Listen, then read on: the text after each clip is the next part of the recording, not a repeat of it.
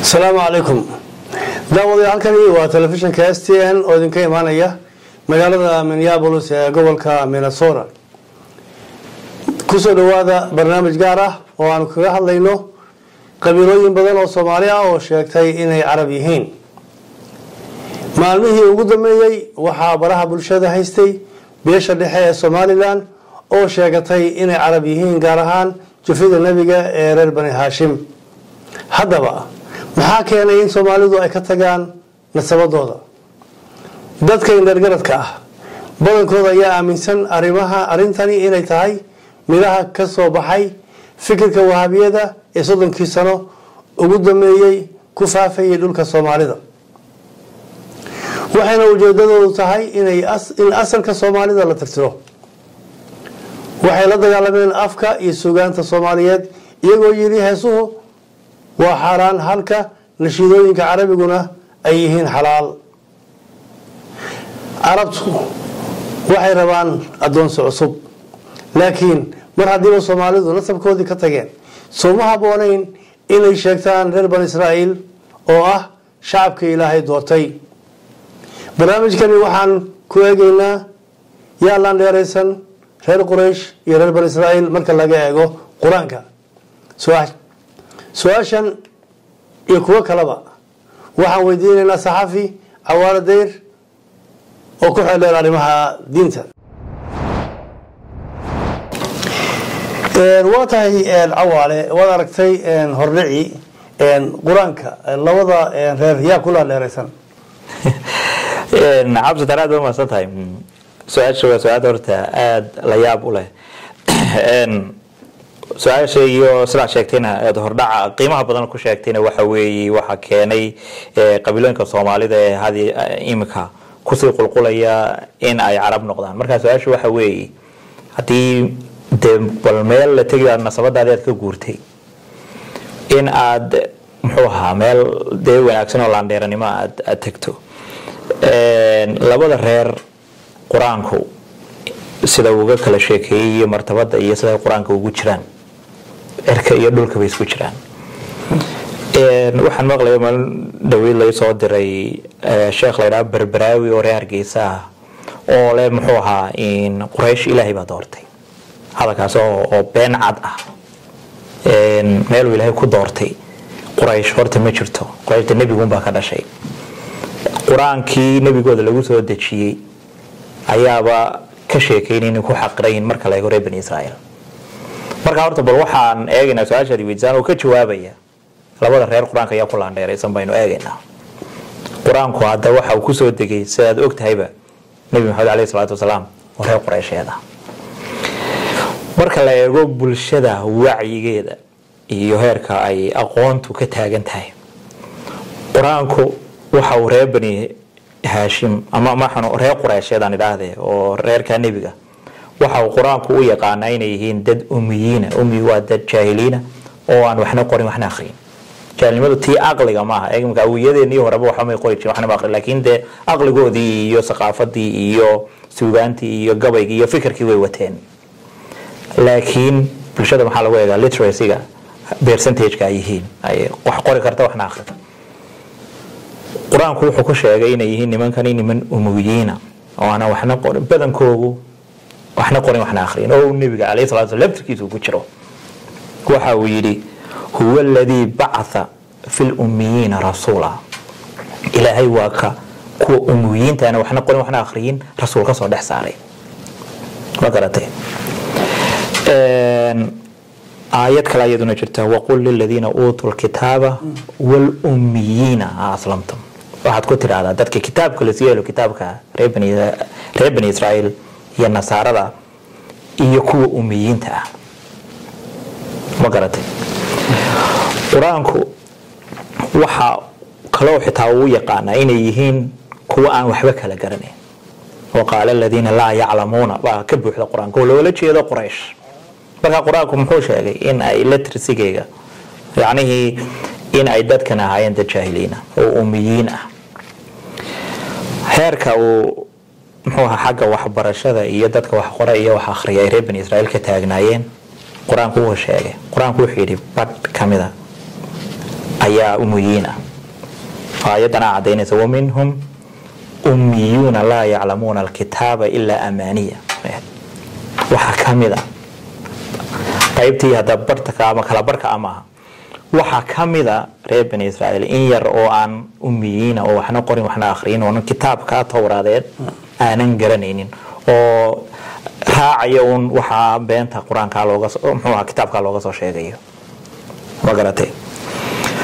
marka wacyiga labada reerood halkaas uu kala taagnaa. hatta reer bani israa'iil laftirkooda waxa ay reer Quraysheedu yaqaaneen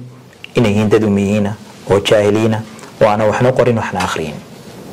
iyaguna waxay isku yaqaaneen dad wax qoro oo ehel kitaab. kaas buu quraanka laftigiisu u raacay. waxaad arkaysaa quraankii oo xiganaya hadalkii reer bani israa'iil soo xiganaya. واتن ومن أهل الكتاب من إن تأمنه بقندار يؤديه إليك ومنهم من إن تأمنه بدينار لا يؤديه إليك إلا ما دمت عليه قائما ذلك بأنهم قالوا ليس علينا في الأميين سبيلا. آية معنيه يقول هاي أهل كتابك رأي بني إسرائيل وحا كميدة قار هدي أد أماهيسو لعاق فرابضان iyo hanti fara badan ku soo celinaya. waxa kale oo kamid ah kuwa hadii aad ama haysan lacag yar diinaar $1 ama $1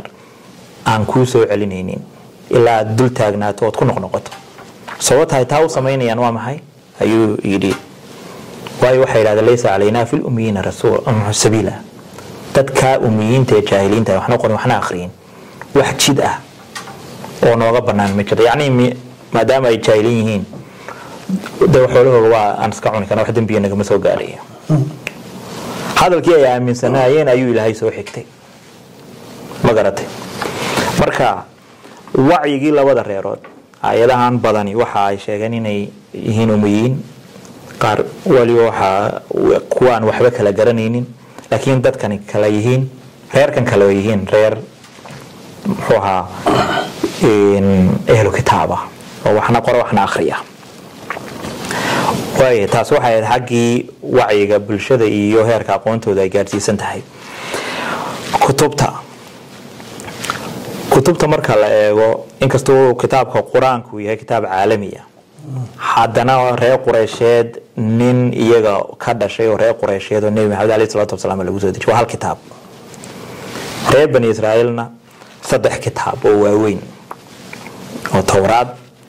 iyo Zabuur iyo Injiil. Nabi Ciise abtibe wahaayeen laakiin kitaabka iyaga loo soo dejiyay oo ay boqolaal aayadood ba sheegaya in Nabi Ciise reer bani Israa'iil loo diray. marka xagga kutubta qolana waa hal kitaab ayaa wiilkooda lagu soo dejiyay.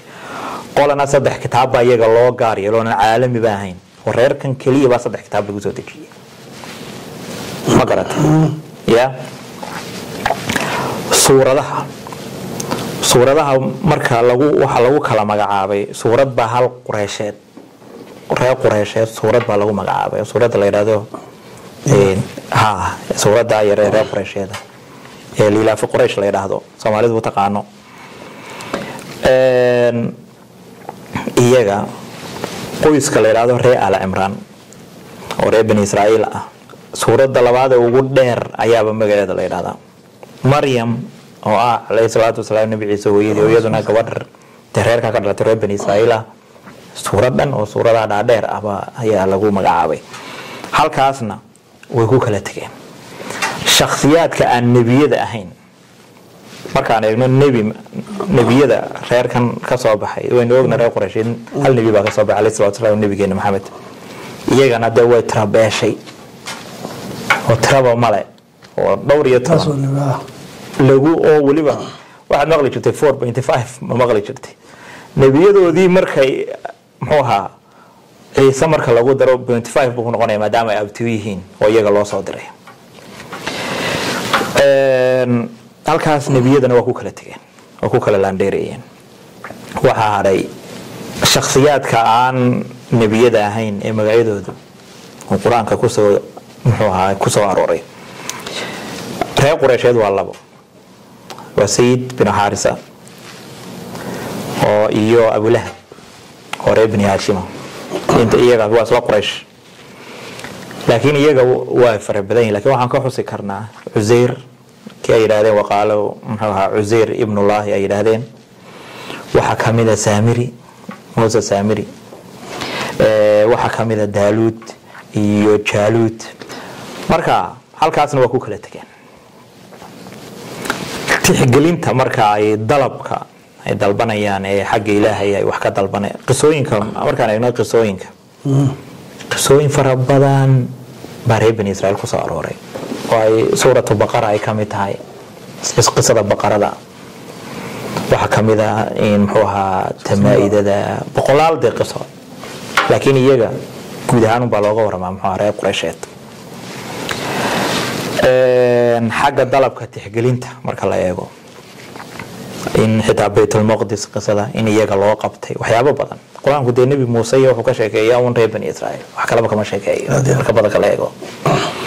marka halkaas hadaan ku soo koobayna dalabka waxa jiray reer bani Israa'iil waxay dalbadeen in samada looga soo dejiyo xeero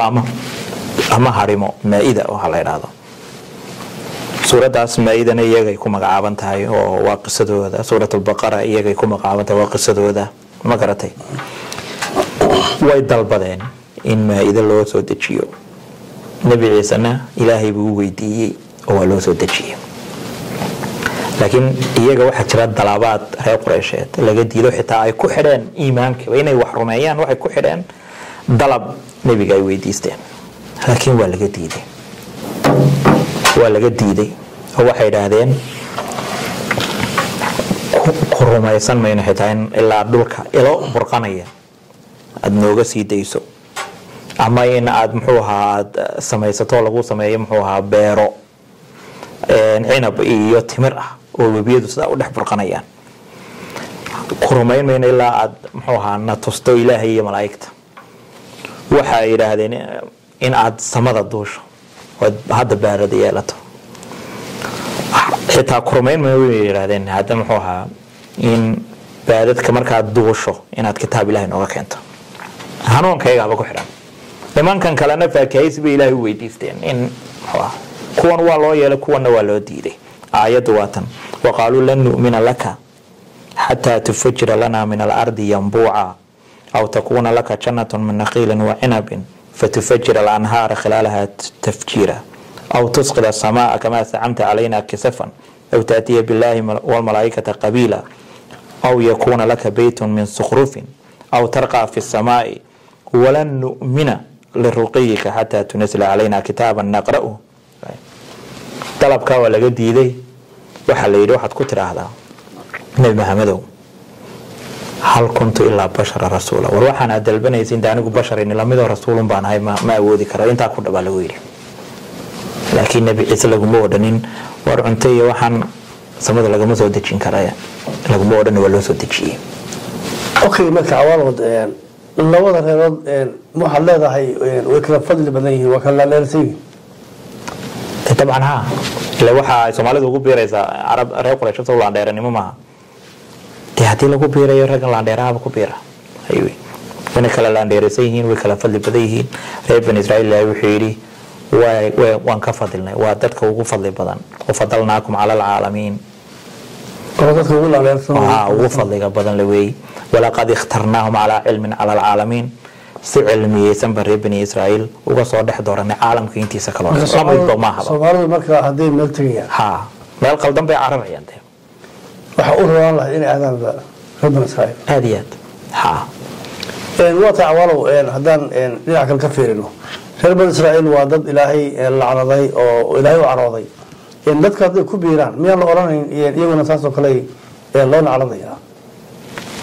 maya horta inta la nacdalay waa qayb kamida oo qalad sameysay qaladkaasna waa laga jaray nasabka iyo abtirsiinta iyo aqeedaduna isku mid maaha